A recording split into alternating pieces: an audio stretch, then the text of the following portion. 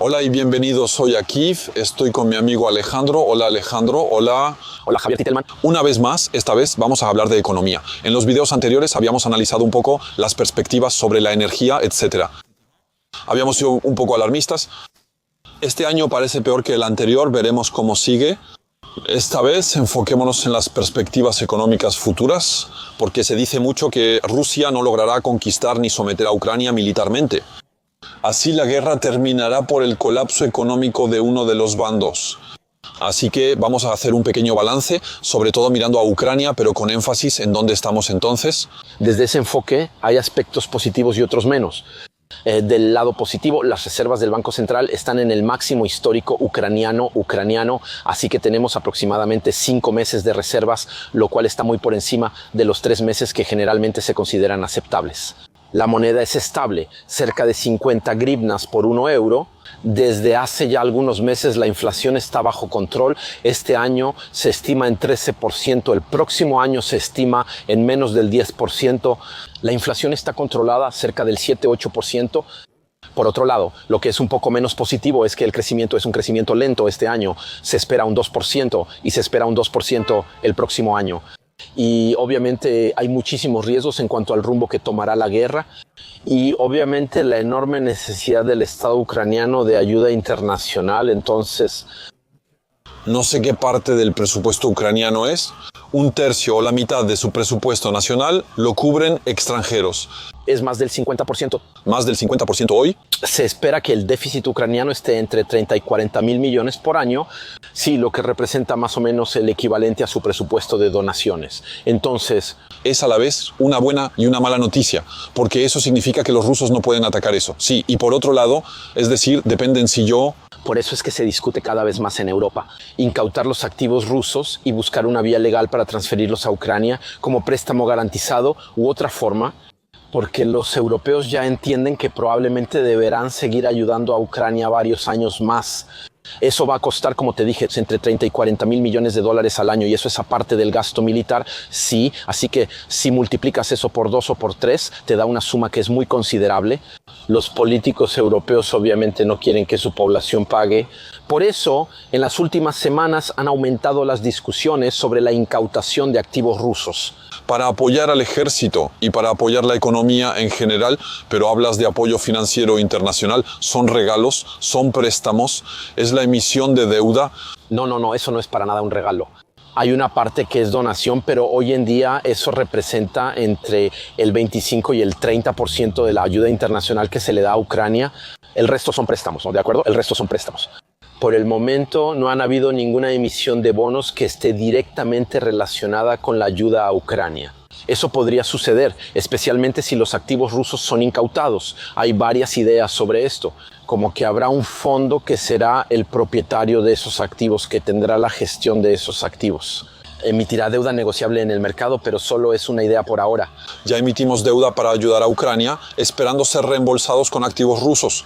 Es más o menos eso. Creo que primero seremos reembolsados por Ucrania más que por los activos rusos. Creo que los activos rusos realmente se destinarán a financiar la reconstrucción de Ucrania, y una Ucrania reconstruida con un Producto Interno Bruto mucho mayor podrá reembolsar a los europeos que la ayudaron en estos años cruciales. Sobre todo porque objetivamente están desarrollando experiencia en tecnologías de la información, en inteligencia artificial, en drones y en armamento, que es increíblemente superior a todo lo que hacemos aquí y mucho más barato. Hablaremos más de eso próximamente. Hablas de crecimiento. El crecimiento es bajo. Estando aquí, viendo los cortes de electricidad, viendo que los trenes solo llegan hasta Kramatorsk, me costó trabajo regresar de Kramatorsk, podría decir que al final un crecimiento positivo no está nada mal, en realidad. Sí, eso es lo que yo llamo un crecimiento en desarrollo. Es decir, hoy en día, obviamente, el esfuerzo de guerra está guiando la mayor parte del crecimiento económico. Eso era de esperarse, así que obviamente estamos viendo una inversión pública que está impulsando el crecimiento económico. ¿Sí, keynesiano? Es muy keynesiano, obviamente. Después estoy de acuerdo contigo. Desde hace meses hemos sufrido ataques aéreos rusos.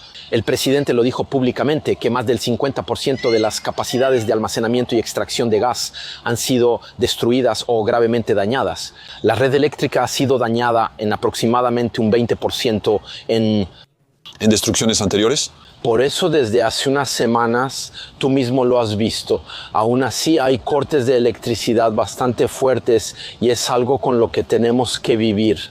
Y estamos a mediados de noviembre y desafortunadamente creo que esto va a empeorar hasta el final del invierno. Las fábricas de armamento que visite pueden generar su propia electricidad y energía térmica sin depender de la red. Supongo que la industria normal, sí, pero cuando ya no haya electricidad ni gas, eso se va a detener. Por supuesto sufre, pero desde hace 3 años los ucranianos están pensando en formas de mitigar este tipo de problema. Y por ejemplo, no sé si lo sabes, pero la red ucraniana ahora está conectada a la red europea. Así puedes importar electricidad de Europa. Y las industrias tienen la posibilidad de no ser desconectadas si importan electricidad de Europa a un precio fijo. Es caro, pero al menos no serán desconectados. De acuerdo, entonces existen soluciones, ahora hay ayuda internacional, estamos trabajando mucho en soluciones de almacenamiento de electricidad. De acuerdo, estamos trabajando mucho en turbinas de generación independientes que funcionarán con gas y estarán conectadas a las redes municipales. Ah, sí. Muy local, estamos trabajando en soluciones, pero duele en el corazón que un gran país como Ucrania, que debería ser exportador neto de electricidad, se vea obligado a importar electricidad de Europa y a importar gas de países extranjeros. Por supuesto, entonces eso significa que al final, mientras Ucrania tenga apoyo internacional económicamente, no se va a derrumbar. Es decir, hay un recurso que es capaz de resistir a pesar de las ofensivas y las posibles destrucciones rusas de este año. Económicamente, mientras Europa apoya a Ucrania con 30 a 40 mil millones de dólares al año y nos proporcione las armas necesarias, no veo un colapso de la economía ucraniana. Eso es algo que no es realista. De acuerdo. Ahora, hay cosas que me preocupan, especialmente la cantidad de personas que han dejado el país. Sí, tienes la cifra de 6 millones de personas que han dejado el país y tienes la cifra reciente que es aún más preocupante. Como sabes, el presidente Zelensky permitió a jóvenes de 18 a 22 años salir del país. Sus estudios, etc. Para que puedan estudiar. Y los alemanes comunicaron una cifra de 100.000 jóvenes ucranianos que han salido de Ucrania desde finales de agosto. Esto equivale al 10% de la población de esos grupos de edad ucranianos. Entonces, de hecho, empezamos a tener el mismo problema que los rusos, en el sentido de que tienes una escasez de mano de obra.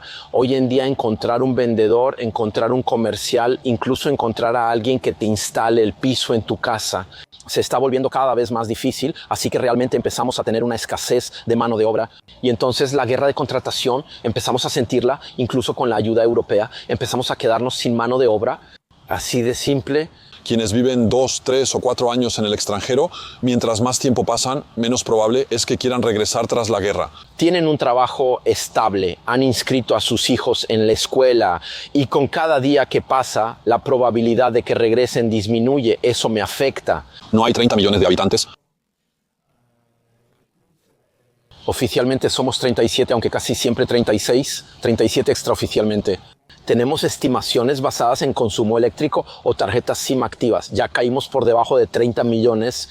¿Por debajo de los 30 millones? Probablemente estamos entre 29 y 29.5 hasta la fecha. Es triste, pero hablamos solo de zonas libres. Parte de los apoyados en zona ocupada no está contabilizada. En estas cifras, claro, mencionamos a Rusia. Soy optimista por naturaleza y grabé un video hace poco.